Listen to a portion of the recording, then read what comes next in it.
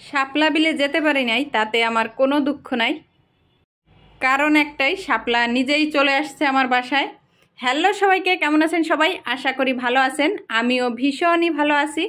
আজকে আমি আপনাদেরকে নারকেল বাটা দিয়ে শাপলার একটা স্পেশাল রেসিপি করে দেখাবো। আজকের রেসিপিটা কিন্তু খুবই সহজ। এই যে আমার বর বাজার থেকে মাছ নিয়ে আসছে আর সাথে নিয়ে আসছে শাপলা। আমি শাপলা দেখা মাত্রই নারকেল কুড়িয়ে নিয়েছি। ভেবেছি আজকে নারকেল বাটা দিয়ে একটা শাপলার রেসিপি করে দেখাবো। তার জন্য এইখানে প্রথম আমি শাপলার আঁশ ছাড়িয়ে নিয়েছি। শাপলা কাটার জন্য কিন্তু বটি লাগে না, হাত দিয়েই শাপলা কাটা যায়। আঁশটা ছাড়ানোর পরে আমি হালকা একটু লবণ মেখে রেখেছি। 10-15 মিনিট রাখলেই হবে। শাপলার গায়ে যে একটা কালো কষ থাকে সেটা চলে যাবে। তবে খুব বেশি সময় রাখা যাবে না, তাহলে কিন্তু শাপলার পুষ্টিগুণ নষ্ট হয়ে যাবে। পরবর্তীতে আমি চলে এসেছি চুলার কাছে, প্যান বসিয়ে দিয়েছি। প্যানে দিয়েছি সাদা তেল আর একটুখানি পেঁয়াজ কুচি। পেঁয়াজটা হালকা একটু ভেজে নিব। আমার মতো যাদের শরীরে রক্ত কম, শাপলা খাওয়াটা তাদের জন্য খুবই জরুরি। এখন আমি মিশিয়ে নিব 1 চা চামচ রসুন বাটা। আমি শিলে আগে শুকনা মরিচ বেটেছিলাম, যার জন্য রসুনটা একটু লাল লাল হয়েছে বাটার পরে। এই সময়ে আমি চুলার আঁচটা মিডিল রেখেছি। মিডিল আর লো এর মাঝামাঝি করবেন সব সময়। এখন দিয়েছি 1 চা চামচ শুকনা মরিচের গুঁড়া। এবার দিব 1 চা চামচ জিরা গুঁড়া। শাপলা রান্না করলে রসুনটা দিতেই হবে, রসুন না দিলে ভালো লাগে না শাপলার রেসিপি। এখন দিয়ে নিব স্বাদ মতো লবণ আর দিব স্বাদ মতো হলুদ। এইখানে 1 চা চামচ হলুদ দিয়েছি আমি। মশলা কষাতে কষাতে একটা কথা বলে রাখি, এই ভিডিওটা 15 থেকে 20 দিন আগে করা।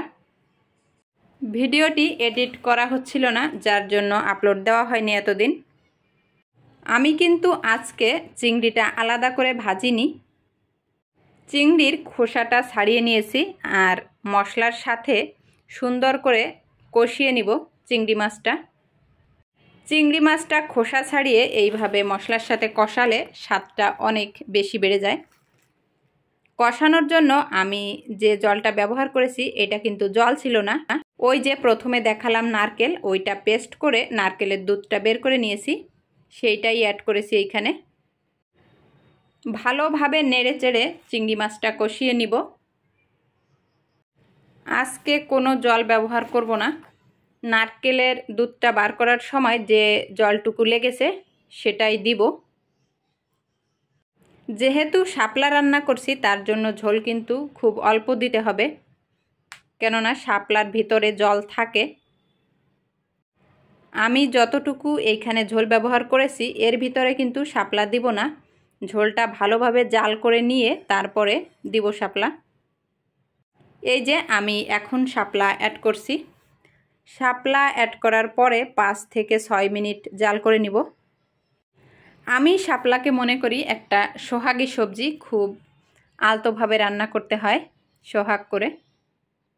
শাপলা খুব বেশি জাল করলে খেতে ভালো লাগে না। অল্প সময় জাল করে সিদ্ধ হয়ে গেলেই নামিয়ে রাখব।